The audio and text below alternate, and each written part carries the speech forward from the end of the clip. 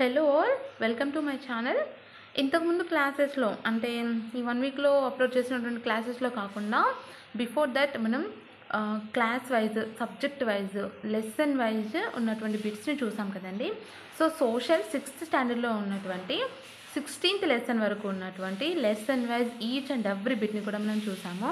అయితే 17 to 22 lesson వరకు ఉన్నటువంటి క్లాసెస్ నేను చేయలేదు, ఎందుకంటే నోట్స్ రాసింది లేదని చెప్పాను కదా. ఆ క్లాసెస్ వచ్చేసి ఇప్పుడు మనం ఫినిష్ చేసుకుందాం ఒక్కొక్క లెసన్ వైజ్గా. అయితే 3-4 లెసన్స్ని లేదా 2-3 లెసన్స్ని మిక్స్ చేసి పెట్టడం అనేది చాలా కష్టంగా ఉందండి, ఎందుకంటే పాయింట్స్ ఎక్కువగా ఉంది, రాయడానికి చాలా టైం తీసుకుంటుంది. కాబట్టి ఒక్కొక్క లెసన్ని ఒక్కొక్క క్లాస్గా చేసి తర్వాత మీకు కావాలంటే ఫుల్ 6th సోషల్ ఫుల్ లెసన్స్లో ఉన్నటువంటి బిట్స్ అన్నిటిని కలిపి కూడా ఒక క్లాస్గా నేను అప్లోడ్ చేస్తాను, ఓకేనా. ఇంతకు ముందు వరకు మనం 16th లెసన్ స్త్రీ పురుష సమానత్వ దిశగా పయనం అనేటటువంటి లెసన్ వరకు ఉన్న బిట్స్ని చూసాం కదా. ఇప్పుడు వచ్చేసి 17th లెసన్ ప్రాచీన కాలంలో మతం సమాజం, ప్రాచీన కాలంలో మతం సమాజం అనేటటువంటి లెసన్లో ఉన్నటువంటి బిట్స్ని అన్నీ కూడా మనం ఈ క్లాస్లో చూద్దాం, ఓకేనా. పూర్తి క్లాస్ అంతా చూసాక మీకు కనుక ఈ క్లాస్ నచ్చినట్లయితే లైక్ చేసి, షేర్ చేసి, సబ్స్క్రైబ్ చేసుకోవడం అస్సలు మర్చిపోకండి. అండ్ వీలైనంత వరకు షేర్ చేయడానికి ప్రయత్నించండి. అండ్ అదేవిధంగా మీ సజెషన్స్ని, ఒపీనియన్స్ని కామెంట్ చేయడం అస్సలు మర్చిపోకండి. అండ్ చాలామంది ఇంగ్లీష్ చేయమని అడుగుతున్నారండి, చేస్తాను, బట్ ఈ సోషల్ 6th ఫినిష్ అయిన తర్వాత నెక్స్ట్ అది చేయడానికి ప్రయత్నం చేస్తాను, ఓకేనా. ఇప్పుడు వచ్చేసి 17th లెసన్లో ఉన్నటువంటి బిట్స్ని చూద్దాం. ఇందులో ఫస్ట్ బిట్, ఆహారం కోసం వేట మీద, సేకరణ మీద ఆధారపడేటటువంటి నేటి చెంచు జాతి వారి మత విశ్వాసాలను అధ్యయనం చేయడం ద్వారా పూర్వకాలంలో వేట, సేకరణ ఆధారిత సమాజం వారి మత విశ్వాసాలను మనం ఊహించవచ్చును. అర్థమైందా అండి? ఏంటంటే ఆహారం కోసం వేట మీద, సేకరణ మీద జీవించేటటువంటి ప్రస్తుతం ఉన్న చెంచు జాతి వారు ఉన్నారు కదా. సో వారి యొక్క మత విశ్వాసాలను, వారి జీవన విధానం ఏంటి, వారు ఏ విధంగా వేటాడతారు, వారు ఏ విధంగా సేకరిస్తారు ఆహారాన్ని అనే వాటి అంశాల మీద కనుక మనం అధ్యయనం చేసినట్లయితే వాటి ద్వారా పూర్వకాలంలో వేట, సేకరణ ఆధారిత సమాజం వారి మత విశ్వాసాలు ఎలా ఉన్నాయని చెప్పేసి మనం ఊహించవచ్చును. నెక్స్ట్ పాయింట్, వేట సేకరణపై ఆధారపడినటువంటి సమాజం వారు మృతులతో పాటు కొన్ని వస్తువులని పూడ్చిపెట్టేవారు. వేట, సేకరణపై ఆధారపడి జీవించిన ఆ సమాజం వారు ఎవరైతే ఉన్నారో వారిలో గనుక ఎవరైనా మరణించినట్లయితే ఆ మృతులతో పాటు ఆ యొక్క సమాధుల్లో కొన్ని వస్తువులను కూడా పూడ్చిపెట్టేవారు. నెక్స్ట్ పాయింట్, శ్రీకాళహస్తి ప్రాంతంలో నివసించిన వేట, సేకరణ ఆధారిత సమాజం వాళ్ళ జీవన శైలి, మత విశ్వాసాలను గురించి క్రీస్తు 12వ శతాబ్దం నాటి తమిళ పెరియ పురాణం వివరిస్తున్నది. వేటి గురించి? శ్రీకాళహస్తి ప్రాంతంలో నివసించినటువంటి వేట, సేకరణ ఆధారిత సమాజం వల్ల వారి యొక్క జీవన శైలి అండ్ అదేవిధంగా వారి యొక్క మత విశ్వాసాలు, ఎక్కడ నివసించిన వారి యొక్క అండి, శ్రీకాళహస్తి ప్రాంతంలో నివసించినటువంటి వేట, సేకరణ ఆధారిత సమాజానికి చెందిన వారు ఎవరైతే ఉంటారో వారి యొక్క జీవన శైలి అండ్ వారి యొక్క మత విశ్వాసాలను గురించి ఏది వివరిస్తుంది మనకు? క్రీస్తు 12వ శతాబ్దం నాటి, ఏ శతాబ్దం నాటి? క్రీస్తు 12వ శతాబ్దం నాటి తమిళ పెరియ పురాణం అనేది మనకు వివరించడం జరుగుతుంది, ఓకేనా. నెక్స్ట్ పాయింట్, ఈ పురాణంలో తెలుగు వారికి సుపరిచితుడైనటువంటి భక్త కన్నప్ప యొక్క కథ ఉంది. ఏ పురాణంలో అండి? తమిళ పెరియ పురాణంలో మన తెలుగు వారికి అతి సుపరిచితుడైనటువంటి భక్త కన్నప్ప, ఇతనొక అంటే భక్త కన్నప్ప శివభక్తుడు కదండి. సో శివభక్తుడైనటువంటి భక్త కన్నప్ప యొక్క కథ ఏదైతే ఉందో అది ఎందులో మనం చూడవచ్చును? తమిళ పెరియ పురాణం. మరి ఈ తమిళ పెరియ పురాణం అనేది ఏ శతాబ్దానికి చెందిందండి? క్రీస్తు 12వ శతాబ్దానికి చెందినటువంటిది ఈ తమిళ పెరియ పురాణం, ఓకేనా. నెక్స్ట్ అయితే ఇక్కడ భక్త కన్నప్ప శివభక్తుడు అని చెప్పాను కదా. మరి ఇతను ఏ సమాజానికి చెందినవాడు అంటే భక్త కన్నప్ప వేట, సేకరణ ఆధారిత సమాజానికి చెందినవాడు. ఎవరు? భక్త కన్నప్ప. నెక్స్ట్ పాయింట్, ఈయన పూజారిగా వ్యవహరిస్తూ మాంసం, తేనె, పూలు, పండ్లు మొదలైనటువంటి వాటిని మహాశివునికి సమర్పించేవాడని చెప్పేసి పెరియ పురాణం చెబుతుంది. ఈ పాయింట్‌ని గుర్తుపెట్టుకోండి. ఎందుకంటే మనం మామూలుగా శివునికి మాంసాహారానికి సంబంధించినటువంటి ఎటువంటిది కూడా మనం సమర్పించం కదండీ పూజల్లో. బట్ భక్త కన్నప్ప అనేటటువంటి భక్తుడు మాత్రము అంటే అతను వేట సేకరణ ఆధారిత సమాజానికి చెందినటువంటి వాడని చెప్పుకున్నాం కదా. సో ఇతను ఒక పూజారిగా వ్యవహరించడమే కాకుండా మాంసం, తేనె, పూలు, పండ్లు మొదలైన వాటిని మహాశివుడికి సమర్పించేవాడని చెప్పేసి ఏ పురాణం చెప్తుంది? పెరియ పురాణం. ఎవరి గురించి చెప్తుంది? భక్త కన్నప్ప గురించి చెప్పడం జరుగుతుంది. నెక్స్ట్ పాయింట్, నల్లమల అరణ్య ప్రాంతంలో నివసించేటటువంటి నేటి చెంచు జాతి వారు గారెల మైసమ్మ లేదా గంగమ్మ అనేటటువంటి తమ ఇష్ట దేవతలను నృత్యంతో ఆరాధిస్తూ ఆమెకు ప్రీతికరమైనటువంటి వస్తువులను భక్తితో సమర్పిస్తారు. ఏ ప్రాంతంలో నివసించేటటువంటి వారండి? నల్లమల అరణ్య ప్రాంతంలో నివసించేటటువంటి ప్రస్తుతం ఉన్నటువంటి అంటే నేటికి ఉన్నటువంటి చెంచు జాతి వారు ఎవరైతే ఉన్నారో వారు ఎవరిని ఇష్టదేవతలుగా అనుకుంటారండి? గారెల మైసమ్మ లేదా గంగమ్మను వారి యొక్క ఇష్ట దైవంగా ఆరాధిస్తూ వారికి ప్రీతిపాత్రమైనటువంటి వస్తువులని భక్తితో సమర్పిస్తుంటారు. ఎవరు? నేటికి ఉన్నటువంటి చెంచు జాతి వారు. ఏ ప్రాంతంలో నివసించేవారండి మరి? నల్లమల అరణ్య ప్రాంతంలో నివసించేటటువంటి నేటి చెంచు జాతి వారు. ఎవరిని తమ ఇష్ట దైవాలుగా పూజిస్తారు? గారెల మైసమ్మ మరియు గంగమ్మ. గారెల మైసమ్మ లేదా గంగమ్మలను వారి యొక్క ఇష్ట దైవాలుగా పూజిస్తారు. నెక్స్ట్ పాయింట్, వీరు శ్రీశైలం మల్లికార్జున స్వామిని అండ్ అదేవిధంగా అహోబిలం శ్రీ నరసింహ స్వామిని కొలుస్తారు. ఎవరిని కొలుస్తారండి ఈ చెంచు జాతి వారు? శ్రీశైలం మల్లికార్జున స్వామిని అండ్ అదేవిధంగా అహోబిలం శ్రీ నరసింహ స్వామిని కొలుస్తారు. అండ్ వీళ్ళు ఏమనుకుంటారు అంటే ఈ ఇద్దరు దేవుళ్ళు ఎవరైతే ఉన్నారో శ్రీశైలం మల్లికార్జున స్వామి కానివ్వండి, అదేవిధంగా అహోబిలం శ్రీ నరసింహ స్వామి వారు కానివ్వండి, వీరిరువురు కూడా అంటే ఇద్దరు దేవుళ్ళు తమ జాతికి చెందినటువంటి ఆడబిడ్డలని వివాహం చేసుకున్నారు. కాబట్టి వారిని ఇరువురిని కూడా చెంచు జాతి వారు వారి యొక్క అల్లుళ్ళుగా భావించడం జరుగుతుంది. ఓకేనా. నెక్స్ట్ పాయింట్, పురాతత్వ పరిశోధనల ఆధారంగా వీరు అమ్మ తల్లి లేదా నేల తల్లిని ఆరాధించేవారని చెప్పేసి తెలుస్తుంది. వేటి ఆధారంగా అండి? పురాతత్వ పరిశోధనల ఆధారంగా చెంచు జాతి వారు అమ్మ తల్లి లేదా నేల తల్లిని ఆరాధించేవారని చెప్పేసి మనకు తెలుస్తుంది. 5000 సంవత్సరాల క్రితం కాల్చిన బంకమట్టితో చేసినటువంటి అమ్మ తల్లి ప్రతిమ మెహర్ నగర్లో లభించడం జరిగింది. ఎక్కడ లభించిందండి? మెహర్ నగర్లో. ఏం లభించింది?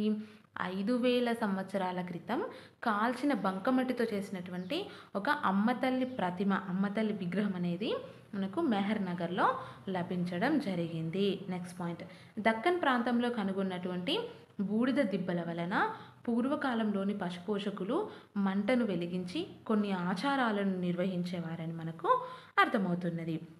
ఏ ప్రాంతంలో? దక్కన్ ప్రాంతంలో. నెక్స్ట్ పాయింట్, ఈ విధమైనటువంటి ఆచారాలే నేటి హోలీ, దీపావళి, సంక్రాంతి పండుగ రోజుల్లో మనం చూస్తున్నాము. ఓకేనా. 4000 సంవత్సరాల క్రితం నాటి చిత్రపటం. అది ఎలాంటి చిత్రపటం? రాళ్ళ మీద చెక్కినటువంటి జంతువుల యొక్క బొమ్మలు మనకు ఎక్కడ లభించాయండి? మస్కీలో లభించడం జరిగింది. నెక్స్ట్, భారత్లో ప్రస్తుతం నివసిస్తున్నటువంటి పశుపోషకులు వివిధ పేర్లతో పిలువబడతారు. మన భారతదేశంలో చాలామంది పశుపోషకులుగా నివసించడం జరుగుతుంది కదండి. అంటే ఒక్కొక్క ప్రాంతంలో వారిని ఒక్కొక్క పేర్లతో పిలుస్తారనమాట. అది చూసినట్లయితే మహారాష్ట్రలో పశుపోషకులని ధంగర్ అని, కర్ణాటకలో పశుపోషకులని కురుబా అని చెప్పేసి పిలుస్తారు. మహారాష్ట్రలో పశుపోషకులను ఏమని పిలుస్తారండి? ధంగర్. అదేవిధంగా కర్ణాటకలో పశుపోషకులను ఏమని పిలుస్తారు? కురుబా. అండ్ అదేవిధంగా మన తెలంగాణ మరియు ఆంధ్రప్రదేశ్ రాష్ట్రాలలో కురుమ, గొల్ల, యాదవ కులాల వారు పశుపోషక సమాజానికి చెందినవారని చెప్పేసి చెప్పుకోవడం. నెక్స్ట్ పాయింట్, వీరు మల్లన్న, బీరప్పలను కొలుస్తారు. ఎవరండి? తెలంగాణ, ఆంధ్రప్రదేశ్ రాష్ట్రాలలో గొల్ల, కురుమ, యాదవ కులాలకు చెందినటువంటి వారు పశుపోషకులుగా నివసిస్తారని చెప్పాం కదా. సో వారు మల్లన్న, బీరప్పలను దైవాలుగా కొలవడం జరుగుతుంది. నెక్స్ట్ పాయింట్, కర్ణాటక, తెలంగాణ, ఆంధ్రప్రదేశ్లోని వారు రేణుకామాత, ఎల్లమ్మ, మైసమ్మ, పోచమ్మ మొదలైనటువంటి పేర్లతో ఉన్నటువంటి స్త్రీ దేవతలని పూజిస్తారు. ఏ రాష్ట్రాల్లో అండి? కర్ణాటక, తెలంగాణ, ఆంధ్రప్రదేశ్లోని వారు. ఏ పేర్లతో ఉన్నటువంటి స్త్రీ దేవతల్ని పూజిస్తారు? రేణుకామాత, ఎల్లమ్మ, మైసమ్మ, పోచమ్మ. నెక్స్ట్ పాయింట్, వీరు ప్రత్యేక పండగ రోజులలో పొట్టేలు, కోడిపుంజు మొదలైనటువంటి వాటిని బలి ఇచ్చి వాటి యొక్క మాంసాన్ని వండిన ఆహారాన్ని ప్రసాదంగా ఆరగిస్తారు. నెక్స్ట్ పాయింట్, పూర్వం నుండి కొంతమంది రావి, వేప, జమ్మి, మర్రి చెట్లను అండ్ అదేవిధంగా తులసి వంటి మొక్కలను కూడా పూజిస్తారు. ఇప్పటికీ మనం తులసి మొక్కని చాలా పవిత్రంగా పూజిస్తాం కదండి. సో ఇది ఈ ఈ ప్రస్తుతం మాత్రమే కాదు, పూర్వకాలం నుంచే కొంతమంది రావి, వేప, జమ్మి, మర్రి చెట్లను అండ్ అదేవిధంగా తులసి వంటి మొక్కలను కూడా పవిత్రంగా పూజించడం జరుగుతుంది. నెక్స్ట్ పాయింట్, 5000 సంవత్సరాల క్రితం నాటి రావి ఆకులతో ఉన్న కుండ పాత్రలు నాటి ఆఫ్ఘనిస్తాన్లోని ముండిగాక్లో బయల్పడినాయి. నాటి ఆఫ్ఘనిస్తాన్లోని ముండిగాక్లో ఏం బయల్పడినవి?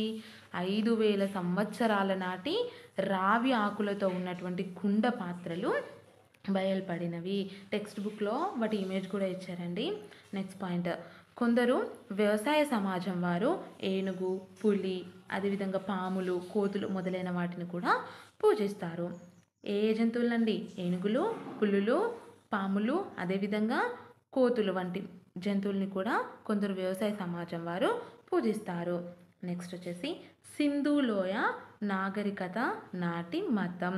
సింధులోయ నాగరికత నాటి మతం ఎలా ఉందని చెప్పేసి ఇప్పుడు చూద్దాము. ఇందులో ఫస్ట్ పాయింట్, భారత ఉపఖండంలోని వాయువ్య ప్రాంతంలోని పశ్చిమోత్తర అంటే ఇక్కడ ఉన్నటువంటి సింధు నది పరివాహక ప్రాంతంలో సుమారు 4600 సంవత్సరాల క్రితం అనేక నగరాలు 900 ఏండ్ల పాటు వర్ధిల్లి ఆ తర్వాత పతనం చెందాయి.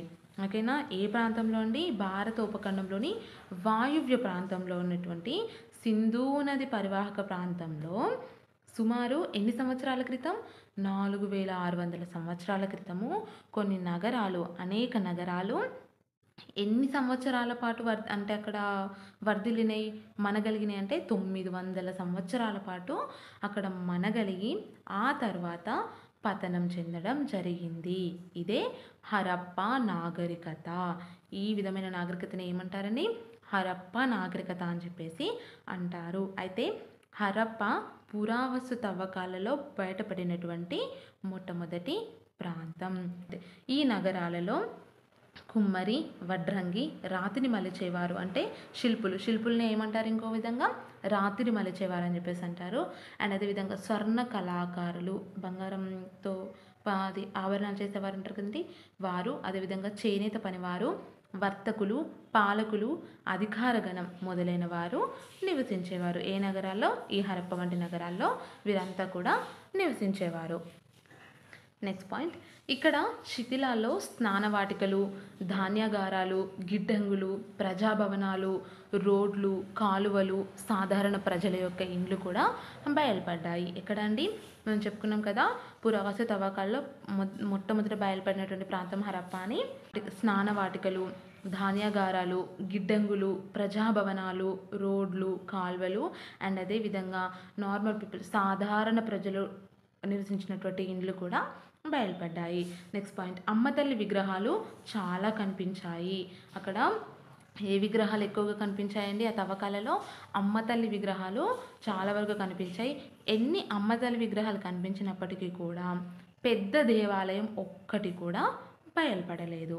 నెక్స్ట్ పాయింట్, వీరు రకరకాల చెట్లను, ముఖ్యంగా రావి చెట్టును పవిత్రంగా భావించేవారు. నెక్స్ట్ పాయింట్, ఇక్కడ అమ్మతల్లి విగ్రహాలు ఎక్కువగా కనిపించాయని చెప్పాం కదండి. సో వాటితో పాటు పురుష దేవత చిత్రం కూడా ఒకటి లభ్యమైంది. ఓకేనా? నెక్స్ట్ వచ్చేసి వేదకాలంలో ఉన్నటువంటి మతం. వేదకాలంలో ఉన్నటువంటి మతం. ఇందులో ఫస్ట్ పాయింట్, వేదాలు భారత ఉపఖండంలోని మొట్టమొదటి సాహిత్యం. భారత ఉపఖండంలోని మొట్టమొదటి సాహిత్యంగా వేటిని చెప్పుకుంటారండి? వేదాలని చెప్పుకుంటారు. మరి వేదాలు ఎన్ని? 4. ఋగ్వేదం, యజుర్వేదం, సామవేదం, అథర్వణ వేదం.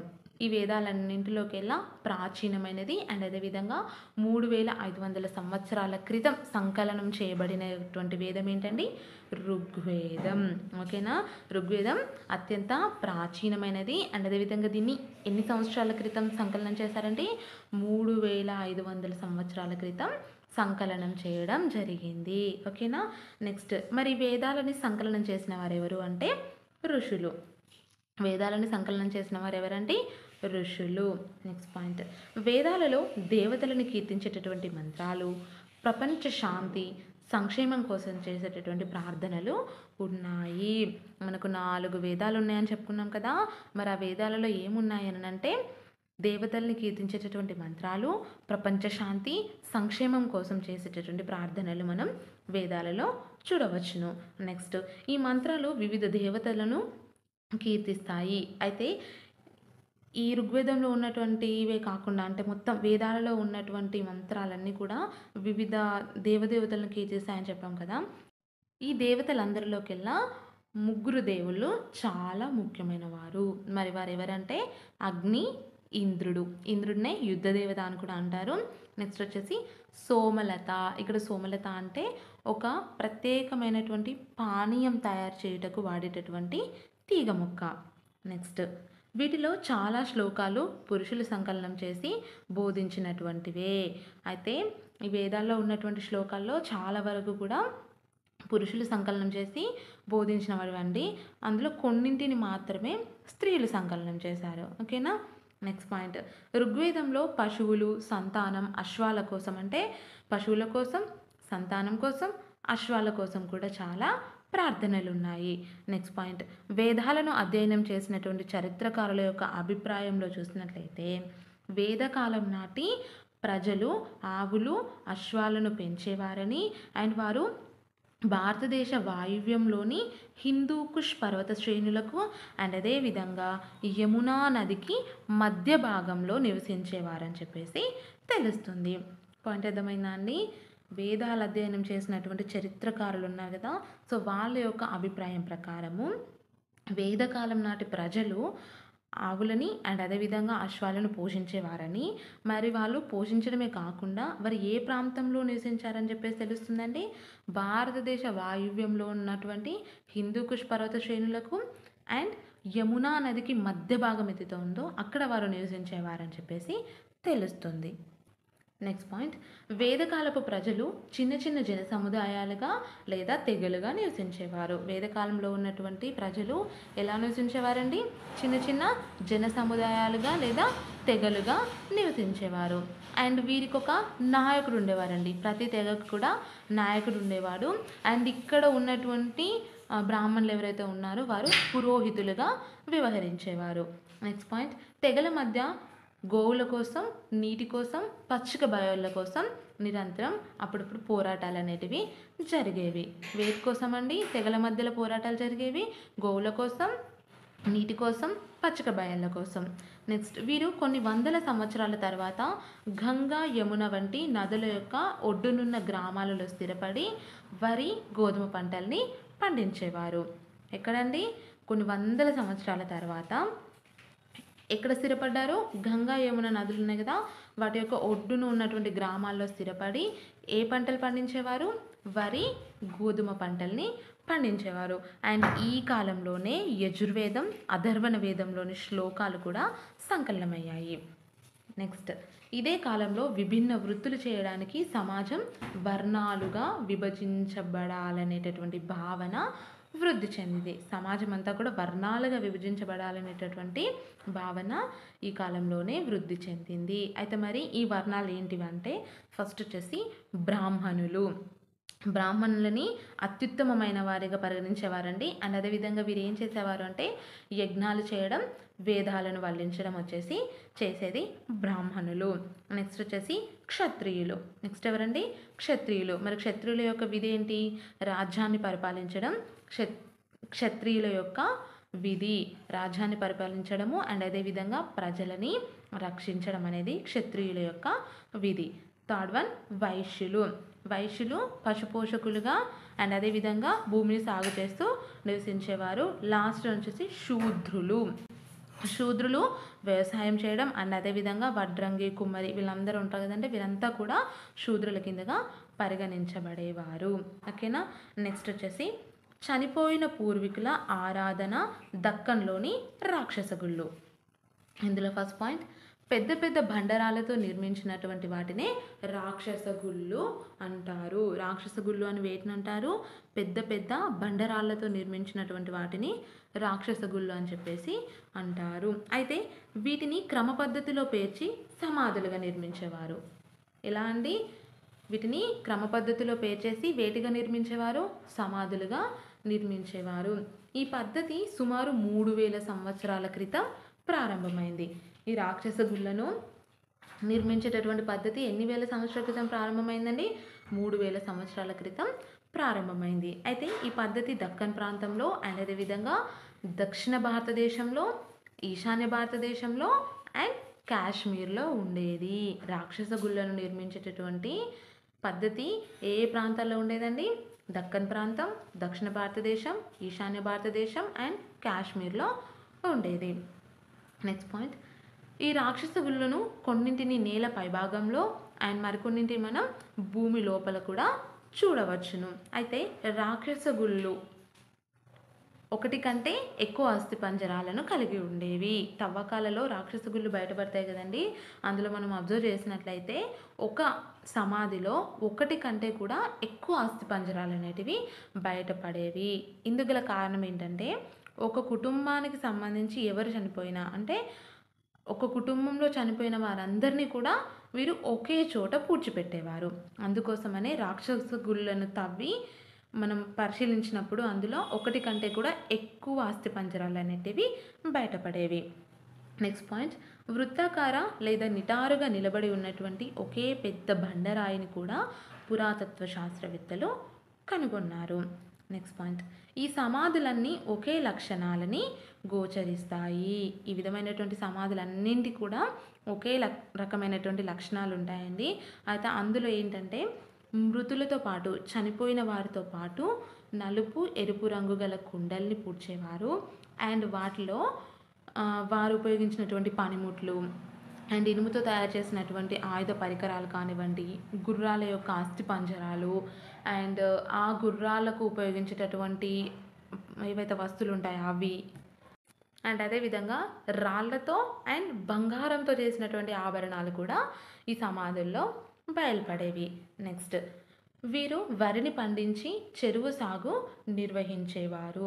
అండ్ అదేవిధంగా చనిపోయిన పూర్వీకులను పూజించడం అత్యంత ప్రాధాన్యమైనదిగా భావిస్తూ వీళ్ళు రాక్షస గుళ్ళను నిర్మించారు. రాక్షస గుళ్ళను ఎందుకు నిర్మించారండి? వారి యొక్క చనిపోయినటువంటి పూర్వీకులని పూజించడం వాళ్ళు అత్యంత ప్రాధాన్యమైనదిగా భావించేవారు. అందుకోసమే వాళ్ళు ఈ రాక్షస గుళ్ళని నిర్మించేవారు. నెక్స్ట్ వచ్చేసి మెగాలిథిక్స్, తెలంగాణ బృహత్ శిలాయుగం. ఇందులో ఫస్ట్ పాయింట్, తెలంగాణలో దాదాపు అన్ని జిల్లాల్లో బృహత్ శిలాయుగం నాటి కట్టడాలైన మెన్హీర్స్, ఇక్కడ మెన్హీర్స్ అంటే అర్థం ఏంటంటే పొడవైనటువంటి రాళ్ళు అని అర్థం. నెక్స్ట్ వచ్చేసి గుండ్రని బండరాళ్ళు అండ్ అదేవిధంగా శిలలతో చిన్న గదిలాగా నిర్మించినటువంటి సమాధులు కూడా బయలుపడినవి. నెక్స్ట్ పాయింట్, ఈ మెగాలిథిక్ సమాధుల్లో నలుపు, ఎరుపు రంగులతో కూడిన పెద్ద కుండలు అండ్ అదేవిధంగా నల్లని నునుపు ఇనుప వస్తువులు కూడా బయటపడ్డాయి. నెక్స్ట్ పాయింట్, చనిపోయినటువంటి వారి అవశేషాలు ఉంచిన రాతి పెట్టెలు లేదా మట్టి పెట్టెలు, వీటినే సర్కోఫాగి అని చెప్పేసి అంటారు. నెక్స్ట్, చితాభస్మాన్ని పెట్టినటువంటి కుండలు కూడా కొన్ని సమాధుల్లో వీరు కనుగొన్నారు. అయితే ఇక్కడ మనము మెన్హీర్స్, గుండ్రని బండరాళ్ళు, శిలలతో చిన్న గదిలాగా నిర్మించిన సమాధులు అండ్ అదేవిధంగా రాతి పెట్టెలు, మట్టి పెట్టెలు అంటే సర్కోఫాగి అండ్ చితాభస్మాన్ని పెట్టినటువంటి కుండలు కూడా కొన్ని సమాధుల్లో కనుగొన్నామని చెప్పాం కదా. కొన్ని ప్రాంతాల్లో బయలుపడ్డాయండి. అవేంటో చూద్దాము. ఫస్ట్ వన్ వచ్చేసి టెర్రకోట మట్టితో తయారు చేయబడినటువంటి సర్కోఫాగి. ఏ మట్టితో? టెర్రకోట మట్టితో తయారు చేయబడినటువంటి సర్కోఫాగి. ఇది ఎక్కడ బయలుపడిందంటే ఎలేశ్వరం, నల్గొండలో బయలుపడడం జరిగింది. నెక్స్ట్ వచ్చేసి మెన్హీర్స్. మెన్హీర్స్ అంటే ఇంతకుముందు చెప్పుకున్నాం కదండి, పొడవైన రాళ్ళు. ఇది దేవుని గుట్ట, వరంగల్లో బయలుపడింది. నెక్స్ట్ వచ్చేసి మెగాలిథిక్ కాలం నాటి డోల్మెన్. ఇక్కడ డోల్మెన్ అంటే అర్థం ఏంటంటే చిన్న గది లాంటి సమాధి నిర్మాణాన్నే డోల్మెన్ అంటారు. అయితే మెగాలిథిక్ కాలం నాటి డోల్మెన్ ఎక్కడ బయటపడింది? పోతనపల్లి, మహబూబ్ నగర్లో బయలుపడడం జరిగింది. నెక్స్ట్ గుండ్రటి రాళ్ళు, ఇది రేవుని గ్రామం, వరంగల్లో బయలుపడింది. నెక్స్ట్ వచ్చేసి జనపదాలు నగరాల కాలం నాటి కొత్త ప్రశ్నలు. అంటే వారు ఏ విధమైనటువంటి ప్రశ్నలు లేవనెత్తారని చెప్పేసి ఇక్కడ కొన్ని పాయింట్స్ ఇచ్చారండి, అవి చూద్దాము. క్లాస్ కొంచెం స్పీడ్ అవుతున్నట్టుంది, సో హోప్ యూ అండర్స్టాండ్ అండి. నోట్స్ రాసి క్లాస్ చేసి ఎడిట్ చేసి అప్లోడ్ చేయడం అనేది చాలా పెద్ద ప్రాసెస్, చాలా టైం టేకింగ్ ప్రాసెస్ అండి. సో ప్రిపరేషన్ వినబడుతుంది, అందుకోసం అని చెప్పేసి అసలు స్పీడ్గా చెప్తున్నాను. వీడియో నచ్చితే మాత్రం లైక్ చేసి షేర్ చేసి వీలైనంత వరకు మీ సజెషన్స్ని ఒపీనియన్స్ని కామెంట్ చేయడం అస్సలు మర్చిపోకండి, ఓకేనా? ఓకే, జనపదాలు నగరాల కాలం నాటి కొత్త ప్రశ్నలు. ఇందులో ఫస్ట్ పాయింట్, వేటగాళ్ళు, పశుపోషకులు, పనివారు, వేదకాలపు ప్రజలు మరియు ఇతర ప్రజలు తమ అభిప్రాయాలను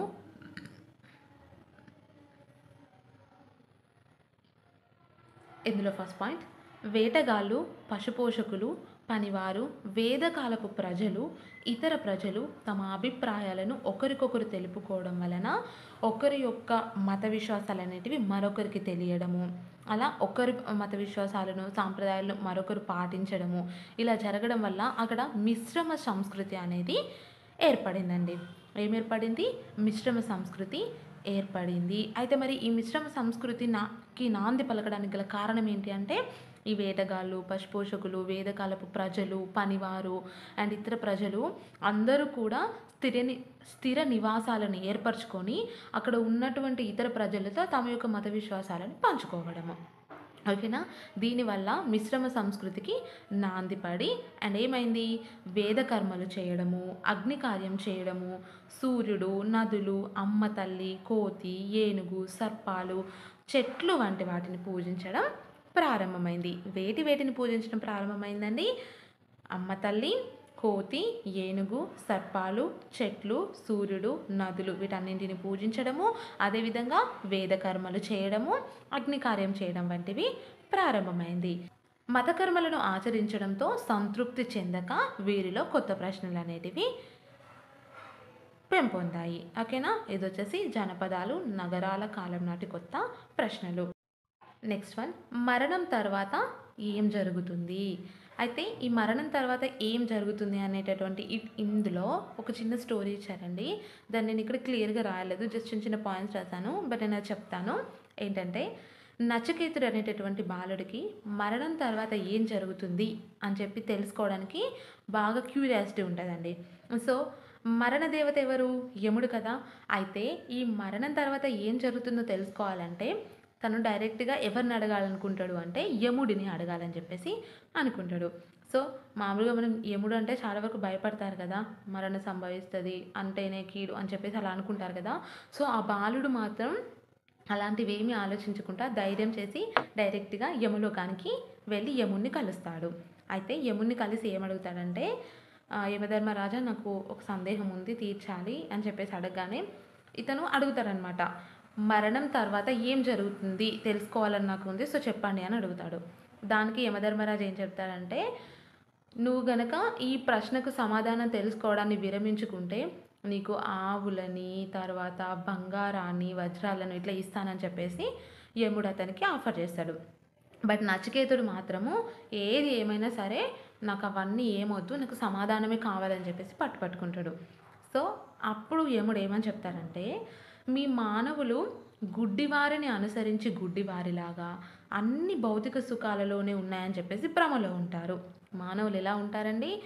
గుడ్డివాళ్ళని అనుసరించి గుడ్డివాళ్ళలాగా అన్ని భౌతిక సుఖాల్లోనే ఉన్నాయని చెప్పేసి ఒక భ్రమలో ఉంటారు.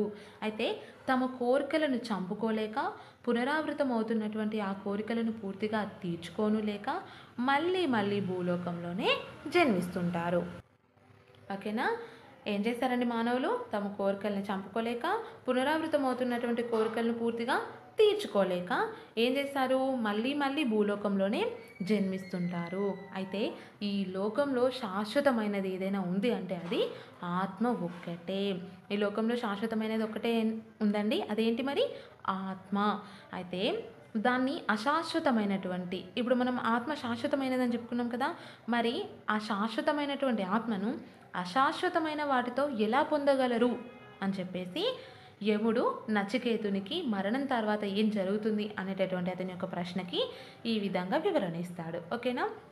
ఇది వచ్చేసి అంటే ఈ కథ అంతా కూడా ఎందులో ఉంది?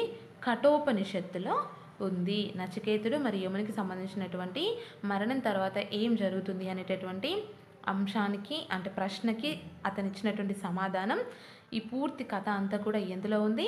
కఠోపనిషత్తులో ఉంది. ఓకేనా? నెక్స్ట్ వన్, నాశనం లేనిది ఏది? నాశనం లేనిది ఏది? ఇప్పుడు చూద్దాం. ఇందులో ఫస్ట్ పాయింట్, ఆశ్రమాల్లో నివసించేటటువంటి వారిని ఋషులు లేదా మునులు అంటారు. ఆశ్రమాల్లో నివసించే వారిని ఏమంటారండి? ఋషులు లేదా మునులు. అయితే ఋషులు రాజుల యొక్క ఆలోచనలు, అభిప్రాయాలను ఉపనిషత్తులు అనే గ్రంథాల ద్వారా మనం చదవవచ్చును. వేటి ద్వారా మనం ఋషులు రాజుల యొక్క ఆలోచనలు, అభిప్రాయాలను చదవచ్చు అంటే ఉపనిషత్తులు అనేటటువంటి గ్రంథాల ద్వారా మనం చదవవచ్చును. నెక్స్ట్ పాయింట్, యాజ్ఞవల్కుడు అండ్ అదేవిధంగా ఉద్దాలక ఆరుని, ఈ ఇరువురు కూడా ప్రసిద్ధి చెందినటువంటి ఋషులు. ఎవరెవరు? యాజ్ఞవల్కుడు అండ్ అదేవిధంగా ఉద్దాలక ఆరుని, ఈ ఇరువురు ఎవరండి? ప్రసిద్ధి చెందినటువంటి ఋషులు. నెక్స్ట్ పాయింట్, ఋషులు వినాశనం లేని, చావు లేని, దుఃఖం లేని దానికే ఆత్మ లేదా బ్రహ్మము అని చెప్పేసి పేరు పెట్టారు. ఋషులు దేనికి ఆత్మ లేదా బ్రహ్మం అని పేరు పెట్టారండి? వినాశనం లేని, చావు లేని, దుఃఖం లేని దానికే ఆత్మ లేదా బ్రహ్మము అని చెప్పేసి పేరు పెట్టారు. అయితే ఇక్కడ బ్రహ్మమును తెలుసుకుంటే అమరత్వం పొందగలమని వారు తలచారు. ఎవరు? ఋషులు, మునులు. బ్రహ్మమును అర్థం చేసుకోవడానికి తపస్సు చేయాలన్నారు. ఫస్ట్ ఏం చెప్పారు అంటే ఆత్మను గురించి తెలుసుకుంటే అమరత్వం పొందగలమని వారు తలచారు. అండ్ అదేవిధంగా మరి తెలుసుకోవాలంటే, ఆత్మను అర్థం చేసుకోవాలంటే ఏం చేయాలన్నారు? తపస్సు చేయాలన్నారు. ఇది వచ్చేసి నాశనం లేనిది ఏది అనే దానికి సమాధానంగా ఇచ్చినటువంటి కొన్ని బిట్స్. నెక్స్ట్ పరివ్రాజకులు. నెక్స్ట్ ఏంటండి? పరివ్రాజకులు. ఇందులో ఫస్ట్ పాయింట్, సత్యాన్వేషకులకు స్థిర నివాసం ఉండదు. అయితే వీరు అన్వేషణలో ఇంటిని వదిలి ఒక గ్రామం నుంచి మరొక గ్రామానికి, ఒక అరణ్యం నుంచి మరొక అరణ్యానికి తిరుగుతూ ఉంటారు. ఎవరు? సత్యాన్వేషకులు. ఇలా సత్యాన్వేషకులు ఒక గ్రామం నుంచి మరో గ్రామానికి, ఒక అరణ్యం నుంచి మరొక అరణ్యానికి తిరుగుతూ ఉంటారు కదండి. దేనిలో భాగంగా? సత్యాన్ని అన్వేషించడంలో భాగంగా. సో ఇలా తిరిగే వారిని ఏమంటారు అంటే పరివ్రాజకులు. వీరిని భిక్షువులు లేదా తిరిగేవారు అని చెప్పేసి పిలుస్తారు. ఓకేనా? నెక్స్ట్ వన్, వీరిలో వర్ధమాన మహావీరుడు, గౌతమ బుద్ధుడు, ముల్కలి గోశాల, అజిత కేశాంబలి గొప్పవారు. వీరిలో గొప్పవారు ఎవరండి అంటే పరివ్రాజకుల్లో చెప్పుకున్నట్లయితే గొప్పవారిగా ఎవరిని చెప్తారు? వర్ధమాన మహావీరుడు, గౌతమ బుద్ధుడు, ముల్కలి గోశాల అండ్ అజిత కేశకంబలి. వీరంతా కూడా పరివ్రాజకులలో గొప్పవారిగా చెప్పుకోవడం జరుగుతుంది. నెక్స్ట్ వర్ధమాన మహావీరుడు. వర్ధమాన మహావీరుడు దేని గురించి పరివ్రాజకుడిగా మారాడు అంటే పుట్టుక, చావు అనేటటువంటి చక్రబంధం నుంచి విమోచనం ఎలా అనే ప్రశ్నకు సమాధానం తెలుసుకోవడం కోసం వర్ధమాన మహావీరుడు పరివ్రాజకుడుగా మారాడు. నెక్స్ట్ పాయింట్, ఇతను ఘనసంఘంలో జన్మించాడు. వర్ధమాన మహావీరుడు ఎందులో జన్మించాడండి? ఘనసంఘంలో జన్మించాడు. అయితే తనకు 30 సంవత్సరాల వయసులో అతను పరివ్రాజకుడయ్యాడు. ఎవరండి? వర్ధమాన మహావీరుడు ఎన్ని సంవత్సరాల వయసులో పరివ్రాజకుడయ్యాడు? 30 సంవత్సరాల వయసులో పరివ్రాజకుడయ్యాడు. అయితే పుట్టుక, చావు అనేటటువంటి చక్రబంధం నుంచి విమోచనం ఎలా అనేటటువంటి ప్రశ్నకు సమాధానం వెతకడం కోసమే అతని యొక్క అన్వేషణ సాగింది. మరి ఈ ప్రశ్నకు సమాధానం ఎప్పుడు దొరికింది అంటే ఇతడు 12.5 సంవత్సరాల ధ్యానం తపస్సు తర్వాత అతడికి పుట్టుక, చావు అనే చక్రబంధం నుంచి విమోచనం ఎలా అనేటటువంటి అతని యొక్క ప్రశ్నకు సమాధానం దొరికింది. ఎన్ని సంవత్సరాలు తపస్సు ధ్యానం చేశాడండి? 12.5 సంవత్సరాలు ధ్యానం తపస్సు చేయడం ద్వారా వర్ధమాన మహావీరుడికి అతని యొక్క ప్రశ్నకు సమాధానం దొరికింది. మరి ఇతను ఏం చెప్పాడు అంటే ఇతరులకు దుఃఖాన్ని కలిగిస్తే మన పాపాలు పెరుగుతాయని చెప్పేసి వర్ధమాన మహావీరుడు చెప్పడం జరిగింది. చిన్న జీవికి కూడా మనం అపకారం చేయొద్దని చెప్పేసి చెప్పారు. ఎవరు? వర్ధమాన మహావీరుడు. అయితే పాపాల నుంచి విముక్తి పొందడానికి సాధారణ జీవితం గడుపుతూ శరీరాన్ని కఠోర శ్రమకు గురి చేయాలని చెప్పేసి వర్ధమాన మహావీరుడు ఉద్బోధించాడు. ఏమని ఉద్బోధించాడండి? మనం గనక పాప విముక్తి పొందాలి అనుకుంటే మనం ఎలా జీవితాన్ని గడపాలి? సాధారణ జీవితాన్ని గడుపుతూ మన యొక్క శరీరాన్ని కఠోర శ్రమకు గురి చేయాలని చెప్పేసి ఉద్బోధించాడు. నెక్స్ట్ పాయింట్, ఇతని యొక్క బోధనల వలన జైన మతం ప్రాచుర్యంలోకి వచ్చింది. ఎవరి యొక్క బోధనల వలన జైన మతం ప్రాచుర్యంలోకి వచ్చిందండి? వర్ధమాన మహావీరుని యొక్క బోధనల వలన జైన మతం ప్రాచుర్యంలోకి వచ్చింది. పరివ్రాజకుల్లో ఒకరైనటువంటి వర్ధమాన మహావీరుడి యొక్క సమాచారం చూసాం కదండి. ఇప్పుడు వచ్చేసి గౌతమ బుద్ధుడు. అయితే గౌతమ బుద్ధుడు దేనికి సమాధానం తెలుసుకోవడం కోసం పరివ్రాజకుడు అయ్యాడంటే, ప్రపంచమంతా ఎందుకు దుఃఖమయంగా ఉంది, మరి ఈ దుఃఖాన్ని జయించడం ఎలా అనేటటువంటి అతనిలో పుట్టిన ఆలోచనకి, ఈ ప్రశ్నకి సమాధానం కోసం గౌతమ బుద్ధుడు పరివ్రాజకుడయ్యాడు. అయితే మనం ఇంతకుముందు చెప్పుకున్నాం కదండి, వర్ధమాన మహావీరుడు ఘనసంఘంలో జన్మించాడని చెప్పేసి. సో గౌతమ బుద్ధుడు కూడా ఘనసంఘంలోనే జన్మించాడు. ఇతడు దుఃఖాన్ని పోగొట్టుకోవడం ఎలా అని ఆలోచించసాగాడు. అయితే వర్ధమాన మహావీరుడికి 12.5 సంవత్సరాల ధ్యానం తపస్సు తర్వాత ఎలాగైతే తన యొక్క ప్రశ్నకు సమాధానం దొరికిందో, గౌతమ బుద్ధుడికి 6 సంవత్సరాల ధ్యానం తపస్సు ఫలితంగా సమాధానం దొరికింది. నెక్స్ట్ పాయింట్, మరి గౌతమ బుద్ధుని యొక్క అభిప్రాయం ప్రకారం దుఃఖానికి కారణం కోరికలు. దుఃఖానికి కారణం ఏమని చెప్పాడండి? కోరికలు. మనం కోరికలను గనక అదుపులో ఉంచితే దుఃఖం నుంచి విముక్తి లభిస్తుంది. దుఃఖానికి కారణం కోరికలు. కోరికల్ని అదుపులో ఉంచితే దుఃఖం నుంచి మనకు విముక్తి లభిస్తుంది. అయితే కోరికలను అదుపులో ఉంచడానికి నియమితమైన సంతులిత జీవనం గడపాలని, ఎవరినీ బాధించకూడదని చెప్పేసి గౌతమ బుద్ధుడు బోధించాడు. కోరికల్ని అదుపులో ఉంచితే దుఃఖం నుంచి విముక్తి కలుగుతుందని చెప్పాడు కదండి. మరి ఆ కోరికల్ని ఎలా అదుపులో ఉంచాలి అంటే, నియమితమైనటువంటి సంతులిత జీవనం గడపాలి అండ్ అదేవిధంగా ఎవరిని బాధించకూడదని చెప్పేసి బోధించాడు. ఎవరు? గౌతమ బుద్ధుడు. అమితమైన ప్రాయశ్చిత్తాలకు, సంతోషాలకు బదులుగా బుద్ధుడు చూపినటువంటి మార్గమే మధ్యే మార్గం. నెక్స్ట్ పాయింట్, బుద్ధుని బోధనలే బౌద్ధ మతంగా వ్యాప్తి పొందాయి. వర్ధమాన మహావీరుని యొక్క బోధనలే జైన మతంగా వ్యాప్తి చెందాయి అండ్ అదేవిధంగా బుద్ధుని బోధనలు బౌద్ధ మతంగా వ్యాప్తి చెందాయి. అయితే బుద్ధుడు మరియు అతని యొక్క అనుయాయులు ఉంటారు కదా, వారి యొక్క బోధనలకే త్రిపీటకాలు అనేటటువంటి పేరుతో సంకలనం చేయడం జరిగింది. ఎవరి యొక్క బోధనలు అండి? బుద్ధుడు మరియు అతని యొక్క అనుయాయుల యొక్క బోధనలను త్రిపీటకాలు అనేటటువంటి పేరుతో సంకలనం చేశారు. మరి ఈ త్రిపీటకాలు ఏంటంటే సుత్త పీఠిక, అభిధమ్మ పీఠిక, వినయ పీఠిక. ఇవి వచ్చేసి త్రిపిటకాలు. ఇదండి 17th లెసన్లో ఉన్నటువంటి బిట్స్. నెక్స్ట్ క్లాస్లో 18th లెసన్ దేవుని యందు భక్తి మరియు ప్రేమ, అందులో ఉన్నటువంటి బిట్స్ని చూద్దాము. ఈ వీడియో కనుక మీకు నచ్చినట్లయితే లైక్ చేసి, వీలైనంత వరకు షేర్ చేసి, సబ్స్క్రైబ్ చేసుకోవడం అస్సలు మర్చిపోకండి. అండ్ మీ సజెషన్స్ని, ఒపీనియన్స్ని కామెంట్స్ రూపంలో తెలియజేయండి. Thanks for watching.